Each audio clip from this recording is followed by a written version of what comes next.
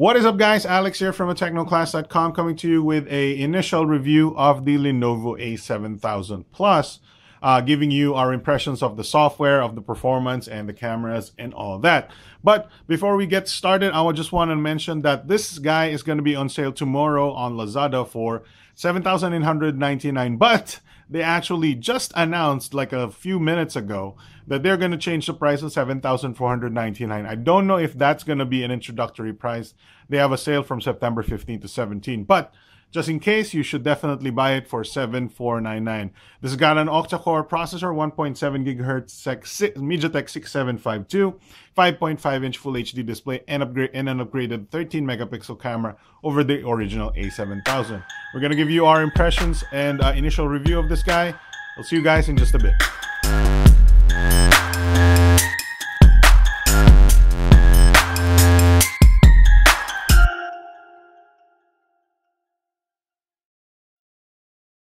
Alright, so here is the Lenovo A7000 Plus, and if you want to watch the unboxing, we do have a video of its unboxing. Right now, we're just going to react to what we think of the design. Now, the design is pretty, I don't know, if you want to call it uninteresting, it's uninteresting. It's pretty standard. It's a black box. It's a black rectangle, you know, there's no metallic accents here and there, maybe the power buttons only, and that's about it. It reminds me a little bit of some of the other competitors out there, but it is pretty affordable at $7,499, so I'm not complaining. What I do like, though, is this case. The case feels pretty good, and I actually prefer this phone right now with the case. I feel like it actually is easier to handle with the case because of the corners. The corners are much more easier to grip and actually do the hand gymnastics on. All right, one thing I want to note is that the capacitive buttons are kind of hard to see. They are dark gray or whatnot. They do sort of combine into the background. You can't really see them when you're, you know, glancing on the phone.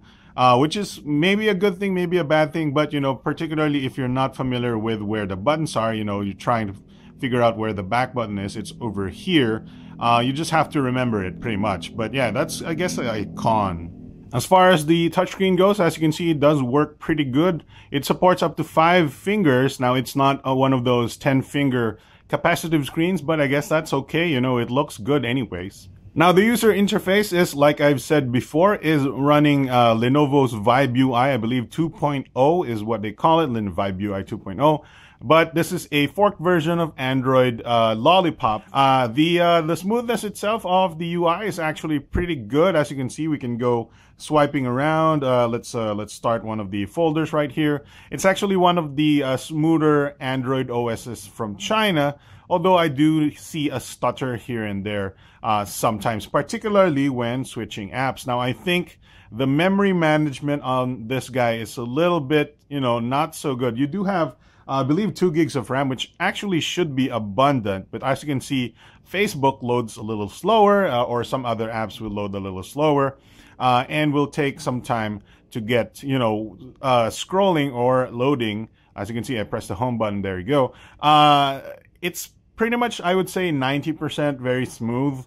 No problem there. I think the scrolling is maybe around 40 frames or something. It's not exactly 60 frames, so I'm going to give it a B+ in terms of UI smoothness. The UI is, of course, a custom Lenovo skin. That's why there is no app drawer, and all of your apps are on the home screen, and I've created 7 home screens to scroll around. Now, one thing I want to note about this UI is the unusual way it wants to arrange your icons. Now, if your home screen, if your middle screen is this, and this is my middle screen, you can actually move your icons around. As you can see, it actually saves the spacing of your icons. But on any other screen, like this one, where it's not your main screen or not your home screen, it actually auto-arranges your icon, and you cannot change that option. I can't find an option to change the icon. So if you're OCD about arranging your icons, you know, I'm a little bit OCD about that. You can't do that because, you know, as you can see here on my settings page, I usually have that, you know, arranged on the corners. I can't move it into the corners. So if you're OCD about that, that's a big bummer. All right, so Lenovo has also added here some apps that they might call some value-added apps. I would probably call it some bloatware, depending on, you know, the eye of the beholder. Some of these apps are mine, but here, for example, the Share It, Sync It is not mine. And there are a bunch of apps here like Guvera Music, UZ Browser, Rambla, and some of these games, they're not mine, and some of them actually cannot be uninstalled, which is a big bummer. What awesome thing here though is the Dolby Atmos app, and Lenovo's A7000 series are still the first phones in the world to feature this Dolby Atmos feature, or Dolby Atmos app, that changes your graphic equalization settings and actually enhances the audio on your phone. There's no need to wonder, because you're listening to Dolby Atmos. With Dolby Atmos, audio can precisely move in any direction within this theater. Now, of course, that's just a teaser of what Dolby Atmos can do, and actually Dolby Atmos is much, much better if you have a pair of good headphones plugged into the actual device, and it will drive your headphones better with that Dolby Atmos software. And actually, I've tried it and I'm very impressed. Alright, so there's also this free navigation app, and you can download the maps for the Philippines, and you can actually navigate the Philippines with this Navigate app. That comes free with the Lenovo. That's actually a good feature. Alright, so as far as the camera app is concerned, it's a pretty simple camera app. There's only a few options here. There's normal mode, panorama mode, and effects. Effects are pretty much your Instagram filters. You can turn on HDR, you can turn it off, you can turn on your front-facing camera, which is decent, and you can, there's some options right there. As you can see, you can change the image properties, the resolution, and all that. There's not a lot of options, but you know, it's pretty good for casual shooters. Now, taking pictures on its own, I think it actually does pretty good. It's actually a fast shooter, although as far as the shots are concerned, you know, the quality of the pictures, I think they're average to above average, as you can see right here. They do, you know, show a bit of noise even in this lighting condition, and the colors are a little bit duller, in my opinion.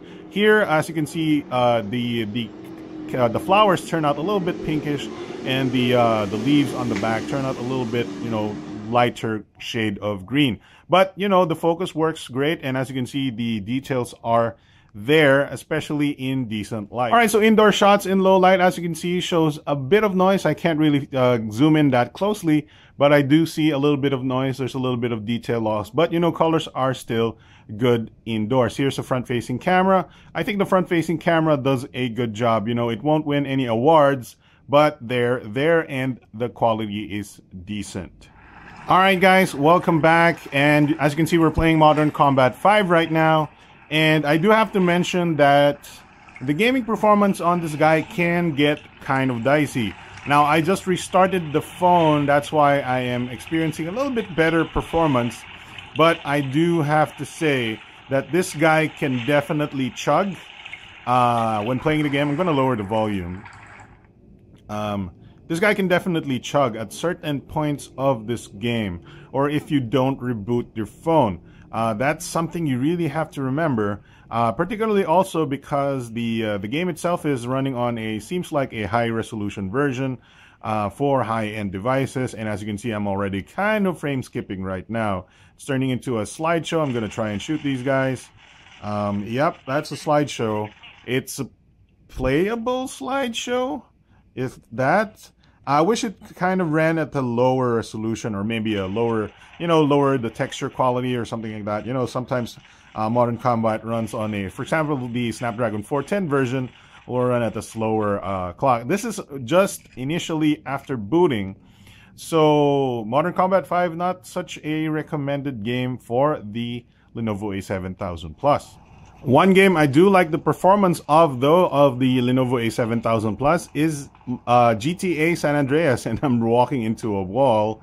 As you can see, I am running around. There is frame skips now, but this is actually running on the highest quality. I wanted to see how the highest quality version of this game was running, so it's just make it into a little bit high, but not maximum quality. You know, not a lot of phones can run this game at maximum quality. Now it's become much more playable, much more enjoyable. Let's try and punch some people. I believe I am out of guns. Where is it? Oh, I forgot how to play this game. There's still a little bit of frame skip. I would I would lower the quality just a little bit more to make it even more playable. I can see some frame skip there.